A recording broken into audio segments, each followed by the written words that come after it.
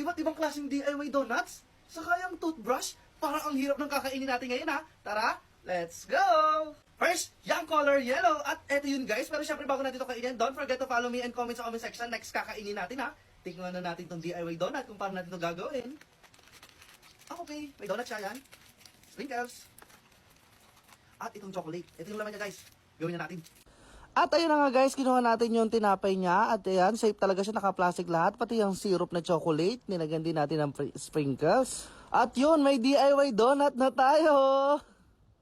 Guys, ginawa na natin. At eto siya guys. Tikman na natin. Okay naman. Parang siyang donut din. Naman, yung color blue. At eto yun guys, tignan din natin kung ano yung laman niya. Parang pareho din siya. Ayan. At may sprinkles. Ayan, tikman na natin.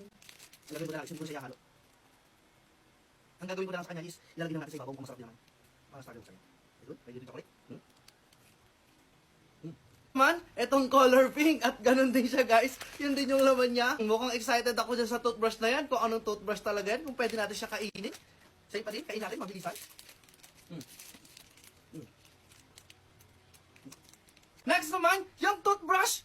Pwede ba natin kainin yan? Pero syempre naganap tayo ng pang-alternative dyan. Ito, toothbrush na jam. Tingnan nyo guys, oh, ang ganda na to. Nabili ko to sa tindahan. Na-amaze ako, tingnan nyo. Pag ginanon nyo siya yung ilalim niya, ayan. Lalabas yung parang slime, pero yan, jelly yan. Tikman natin. Napakatamis niya.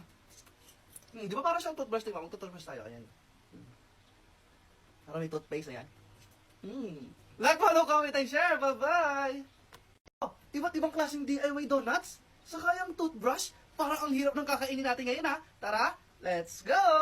First, yung color yellow. At eto yun guys. Pero syempre bago natin ito kainin, don't forget to follow me and comment sa comment section. Next kakainin natin ha. Tingnan na natin itong DIY donut kung paano natin ito gagawin.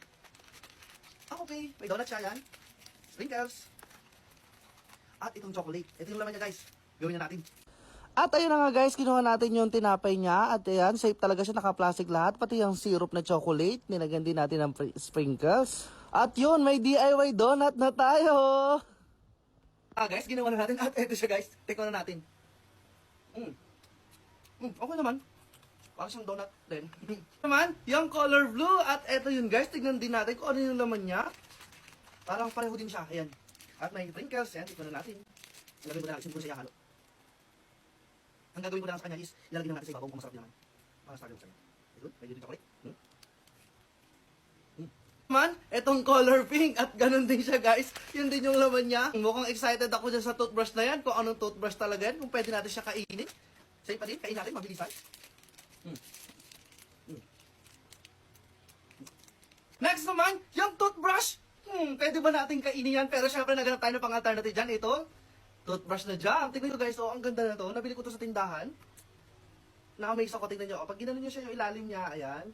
Lalabas yung parang slime, pero yan, jelly yan. Tikman natin. Napakatamis niya. Di ba parang siyang toothbrush? Tingnan, mag-toothbrush tayo. Ayan. Parang may toothpaste, ayan. Like, follow, comment, and share. Bye-bye!